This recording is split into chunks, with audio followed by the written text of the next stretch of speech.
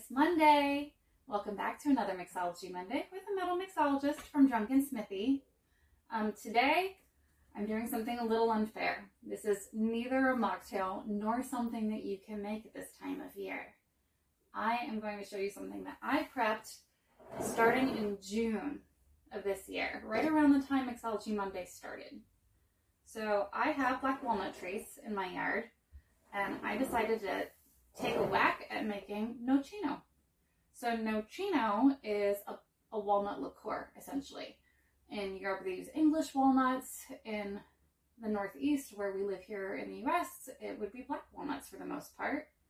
So this has been aging actually longer than it should have. I should have taken the walnuts out about 2 or 3 months in so that it wouldn't be so bitter, but I didn't do that. But you have to harvest the walnuts when they are still quite underripe. So this one had spices, and I will show you how small the walnuts were when I harvested them. So this is a little smaller than a golf ball, and you can cut them with a knife at that time. I have 2 versions here. So one had spices and one didn't. And I should have a couple of months ago strained up the walnuts, added some sugar, and let it mellow out. I'm going to do that today, and then later I will show you guys what came out. The guys at the Forge have been talking about how they'd like to taste some of the things that we do on Mixology Monday. So this is kind of a be careful what you wish for scenario. Alright, so this one had lots of spices and also citrus peel. The other one just had a couple cinnamon sticks. And I'm hoping I'll be able to taste the difference between them. And they're even, I think, different colors, actually. So Nocino tends to come out a little bit like Jaeger, is what it tends to come out like. I've never made Nocino before, so this is an experiment. I haven't tried the walnut liqueurs on the market, so Nocino has one, and Nux Alpine is another available to us in Pennsylvania. But I'm going to add some sugar and water to these, and I'll check back and let you know how it's going later in the week. Maybe a Tipsy Tuesday in your future. Bye!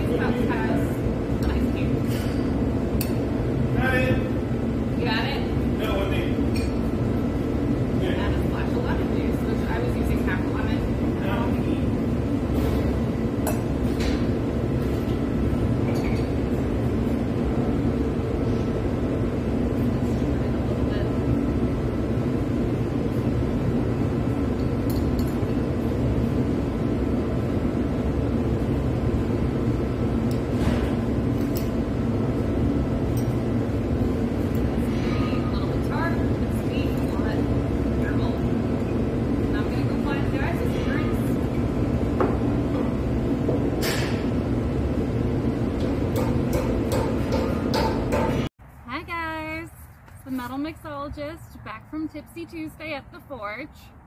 So you were finally welcome to the Forge. If you haven't been there before, you may have noticed it's very loud there all day, every day. It's loud and it's busy and it's the way we like it. But when I showed you how to make the drink, you could see what I was doing, couldn't really hear what I was doing. So the Nocino went over really well with the guys. We all had a little lunch break and a single drink, nothing too crazy. But I want to show you both what I did out loud so you can hear it, and also explain to you what I did to it in between the last video and this video. So on the video, you saw me take 1.5 ounces to 2 ounces of Nocino.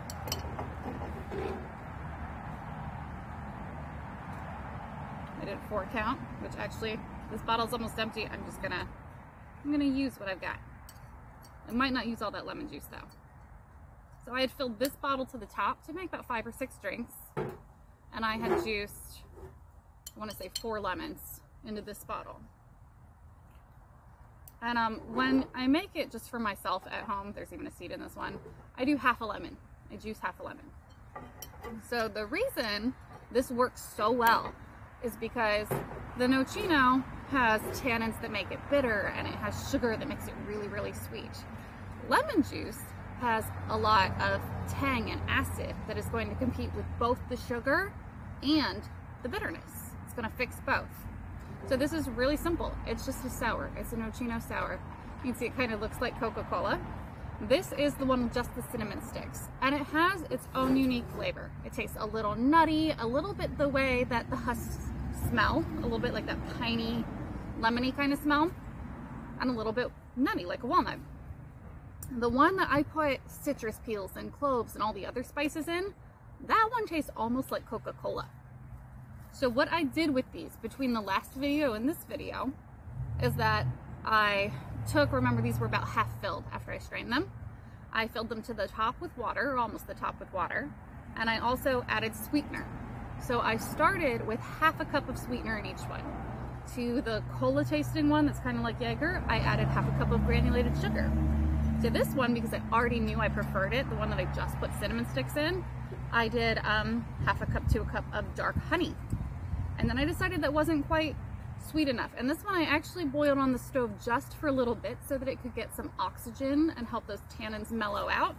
The way tannins mellow out with age is that they basically form chains that link together. The bigger the chain, the less bitter it is. So if I were to leave this in a dark place for 3 more months, it won't be bitter anymore. It's not that bitter now, but I got some oxygen into it. I let it mellow for a few hours. I didn't bring it to a boil or anything. I didn't evaporate all my alcohol off. I ended up, I think, adding a total of a whole cup of sweetener to my pint of liquor plus water to make it a quart. And then I let that mellow. I actually filmed the Monday video on Thursday last week. So I let it mellow for what, like 4 more days, 5 more days. And then I brought it to the forge. It is super tasty.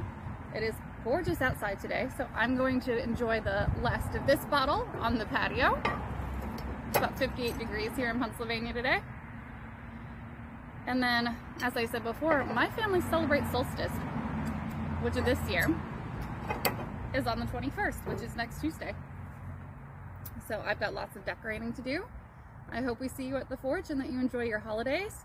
Thank everyone who came to our Yule Bazaar. We had a great time. And I did repost the batch recipe for our hot mulled wine that was there, if anyone needed it for their holiday parties. Thanks again. See you at the forge.